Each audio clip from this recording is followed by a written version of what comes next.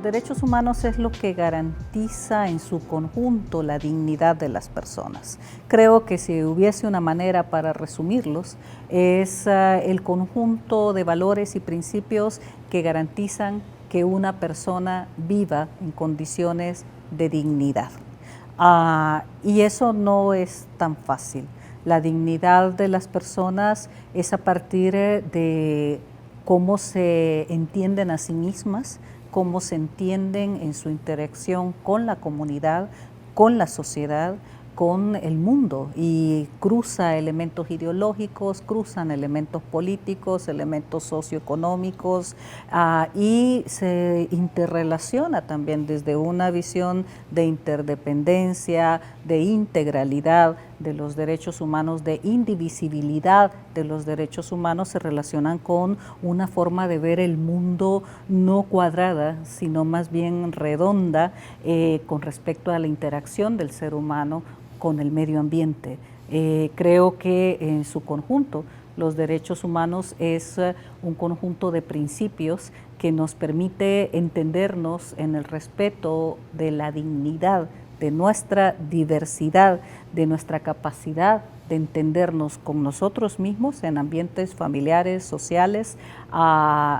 y cómo entendernos como parte de un todo que incluye el medio ambiente. Yo hablaría que mi involucramiento en los derechos humanos fue desde mi acercamiento a comunidades cristianas de base. Habré sido una adolescente de 12, 14 años de edad en San Antonio Abad. Ese acercamiento me llevó a través de la formación de círculos juveniles a un entendimiento de lo que estaba pasando, lo que muchos llaman adquirir conciencia social, entender las injusticias, las inequidades, desde principios de justicia. Creo que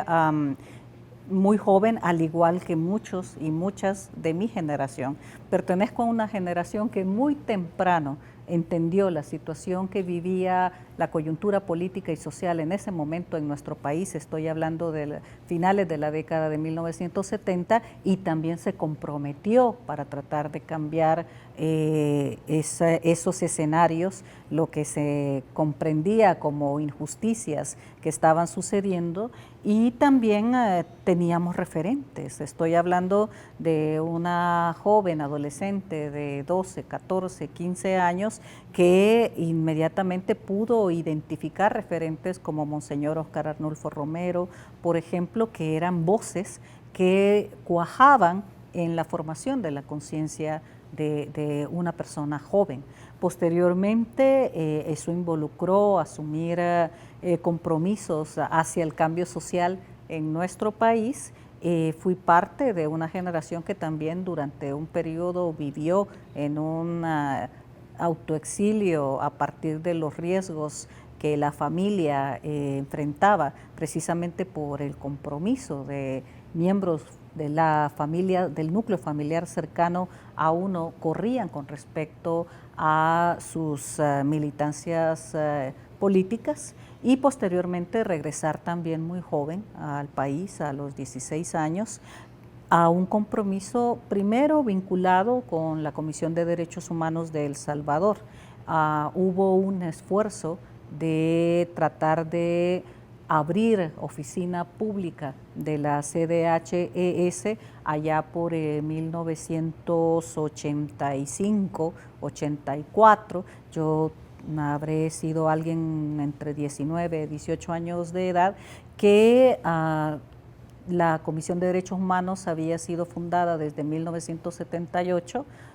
a instancias de Monseñor Romero. Su funcionamiento primero fue dentro de las instalaciones del Arzobispado de San Salvador, y posteriormente, por la situación de represión, tuvo que salir su personal e incluso sacar expedientes de los casos que se ventilaban, principalmente a la Ciudad de México. Hubo un esfuerzo de abrir oficinas en San Salvador, en el barrio San Miguelito, en los años que estoy haciendo referencia, y falló, porque inmediatamente fue objeto de acciones de coacción por parte de fuerzas de seguridad, escuadrones de la muerte, que apareciera un cadáver a pocos metros de la entrada principal de lo que se intentaba reabrir como oficina pública Pública de la Comisión de Derechos Humanos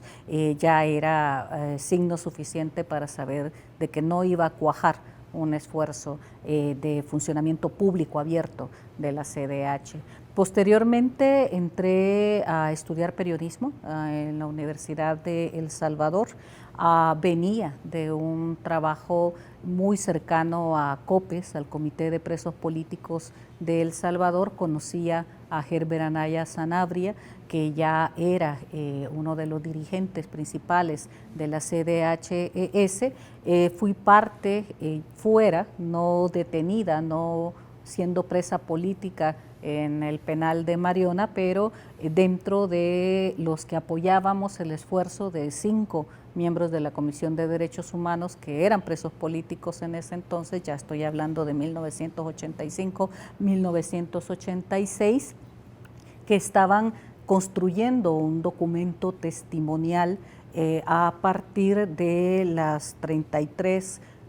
torturas, técnicas de tortura que se le habían aplicado a alrededor de 1.200 presos políticos que estaban en ese momento en el centro penal conocido como La Esperanza en Mariona. Al salir Herbert de la cárcel junto con otros miembros de la Comisión de Derechos Humanos toman una decisión muy difícil, que es la de quedarse, la de no volver a salir del país, la de no volver a trabajar en el exilio, y se concreta la apertura en la urbanización La Esperanza, ahora Colonia Médica, ya del funcionamiento abierto de la Comisión de Derechos Humanos. Precisamente en un esfuerzo por abrir esa oficina, 3 miembros de la Comisión de Derechos Humanos fueron detenidos saliendo de la oficina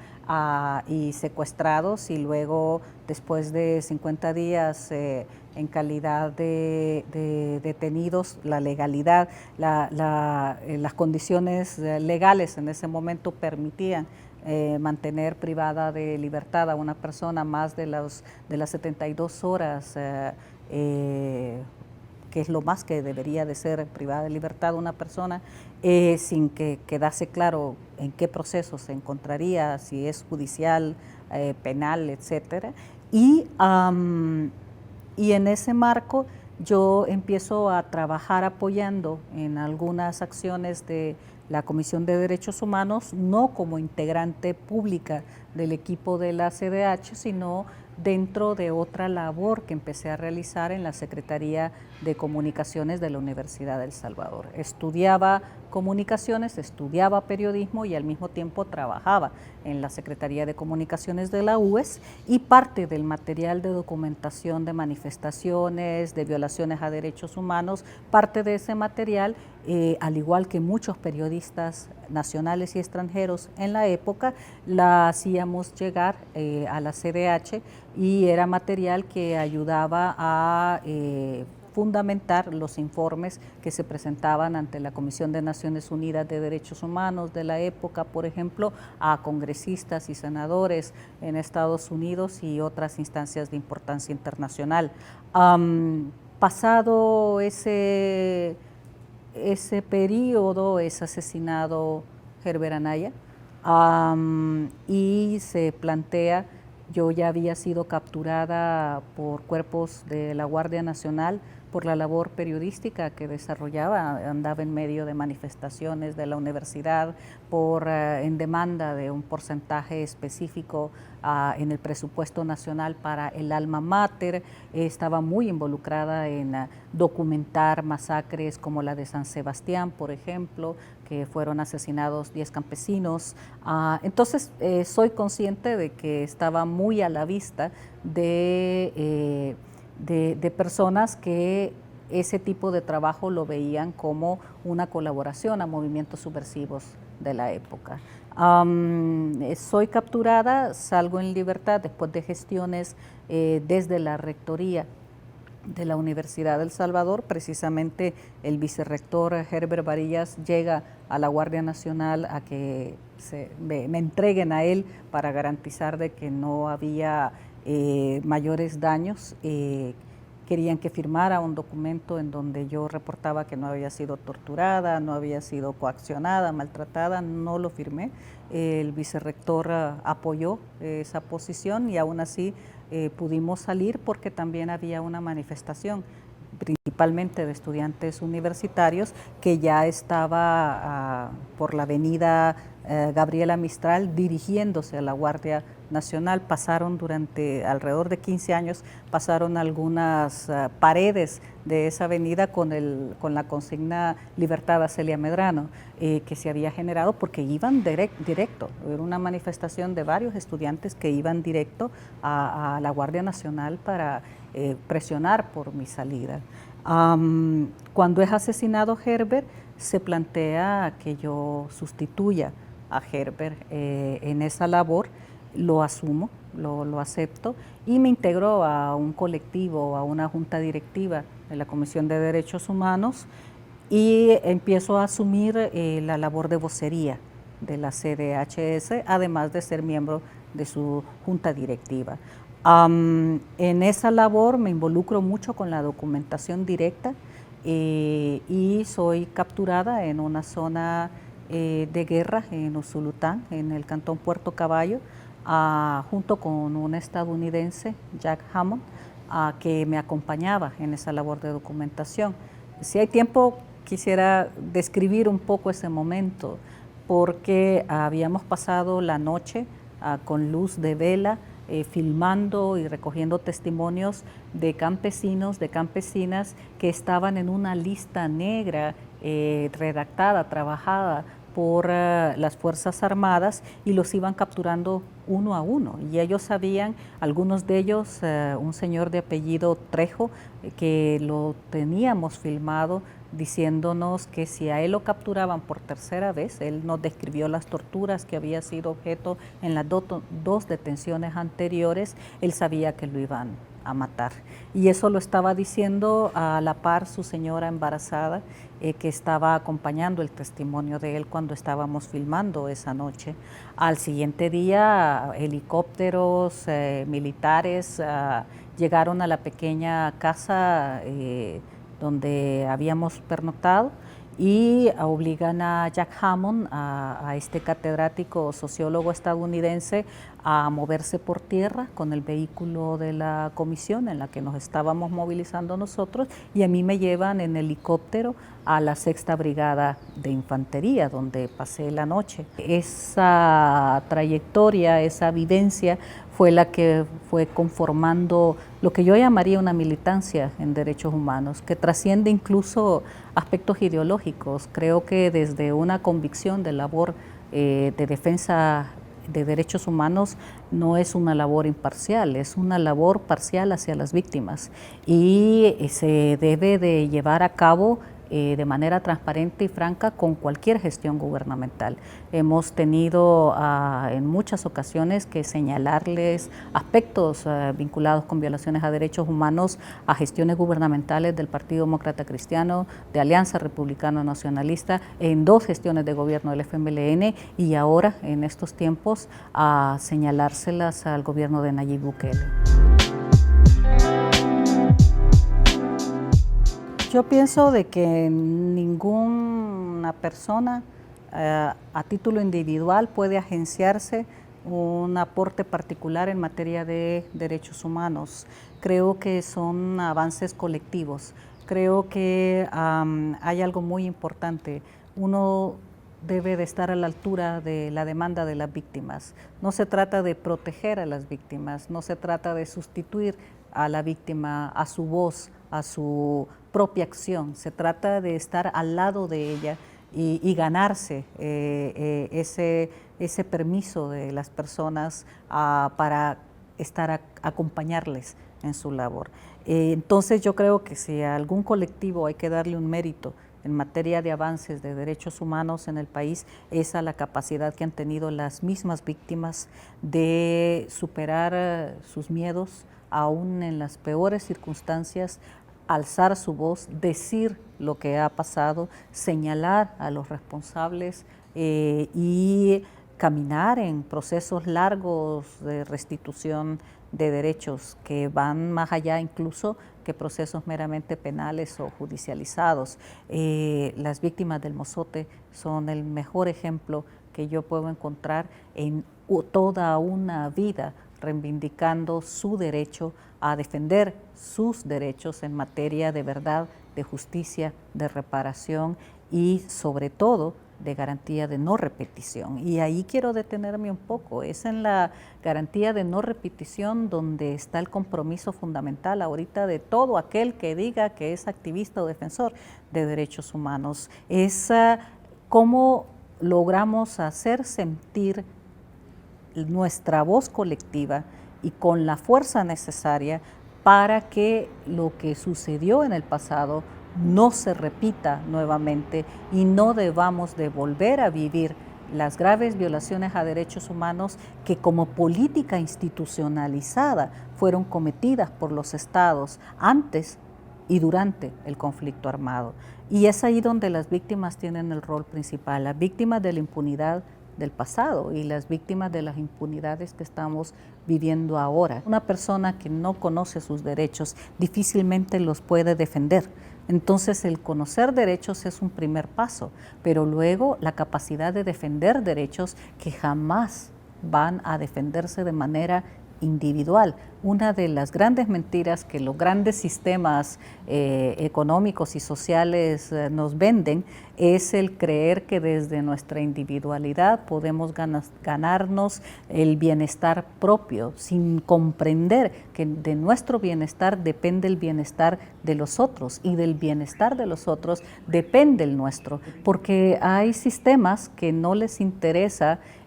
promover en primer lugar el sentido de colectividad de las personas y también a muchos actores políticos no les interesa promover la formación y la educación cívica y política de la gente, porque alguien que está formado en materia de derechos humanos y formado en la defensa de los mismos no es manipulable.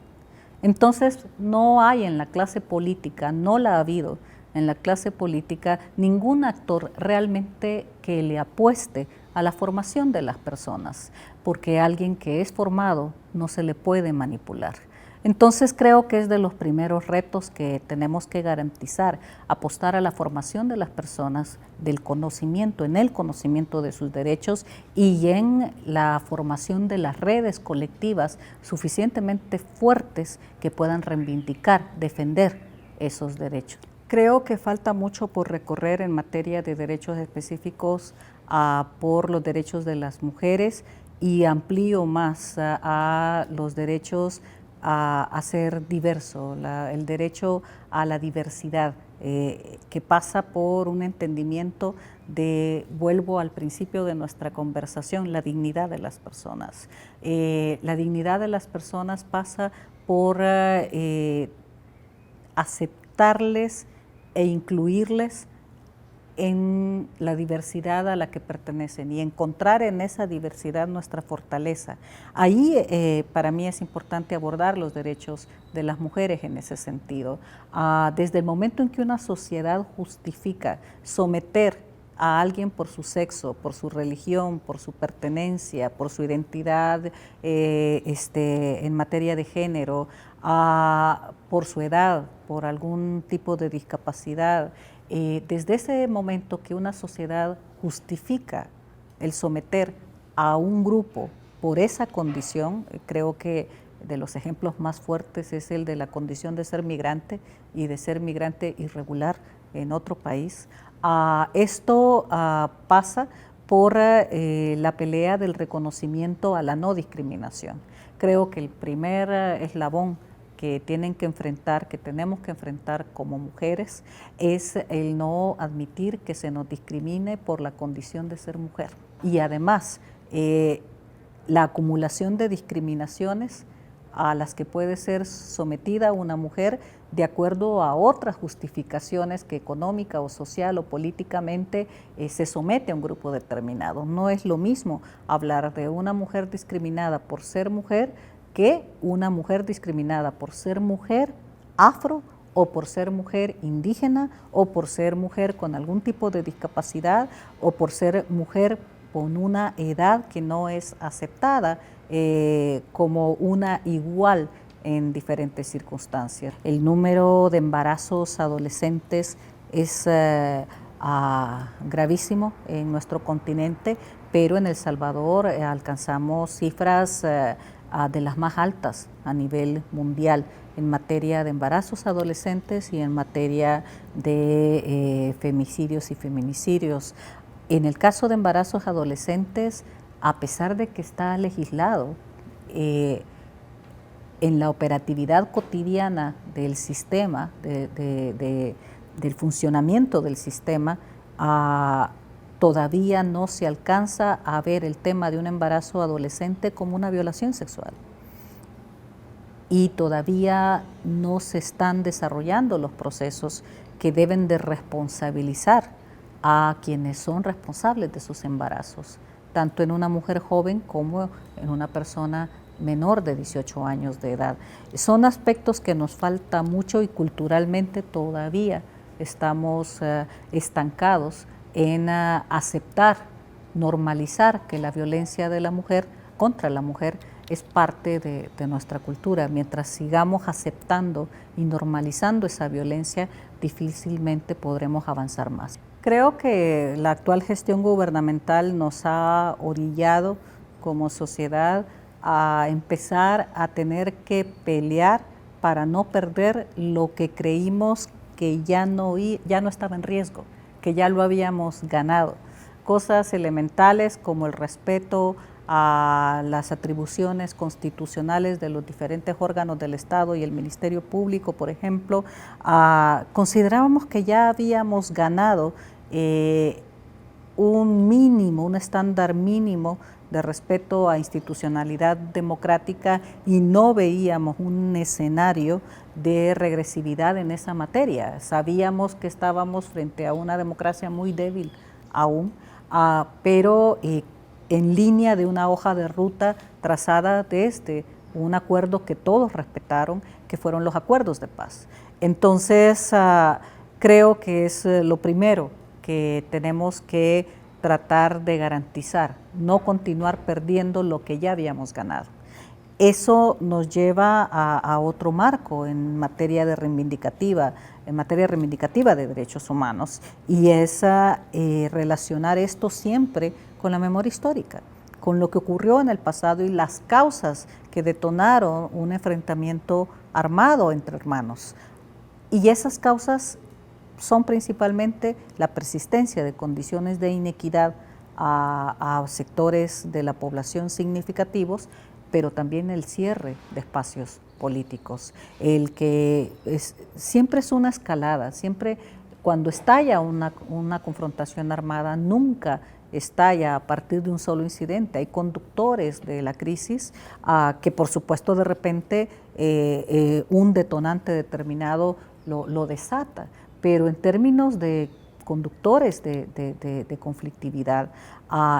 el cierre de espacios de participación política es fundamental y es lo que nos está sucediendo actualmente. Soy una activista, una defensora de derechos humanos que ha ido tratando de cualificar su labor a través de estudios, a través de actualizaciones con respecto a los temas que aborda y sobre los cuales genera su activismo, su actividad, sus acciones, y como una defensora más de derechos humanos en Centroamérica.